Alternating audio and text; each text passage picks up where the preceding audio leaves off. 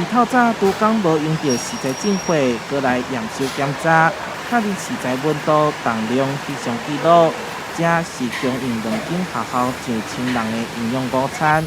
煞互议员破掉用烂菜。我们退换货是我们有我们的 SOP 的，我们验收时如果外观、味道、包装有异况，我们就一定立即退货。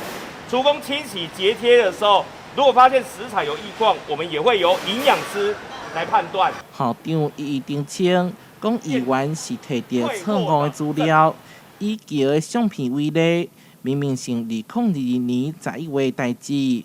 双方应用到1个月，所有臭烂相片拢有退回证明，保证绝对无烂菜，互学生吃入去。问题食材在称重之后呢，我们也都有退还给厂商，或者是直接进到我们的厨余桶。我们从来没有指导过厨工要把这些问题的食材烹煮给全校的师生。议员林彦竹回应，之前所提出的相片是去年9月到今年4月的状况。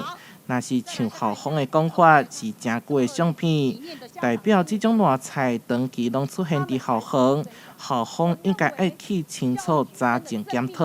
你们这样子的模糊焦点是对的吗？我的质询，你应该针对我的质询去查，不是吗？校长讲的，你从就是2022年开始，这些菜你们都有退货的，我觉得很丢脸。把退货的食品把它当作给孩子吃，我们实在是不能够接受。那当然，或许还有其他一些食材的管控，是不是还有不够严谨？这个我们虚心去面对。教育强调，这件事件会秉公调查，厘清真相，同时严格把关，继续替师生提供安全卫生的午餐。台湾新闻台采访报道。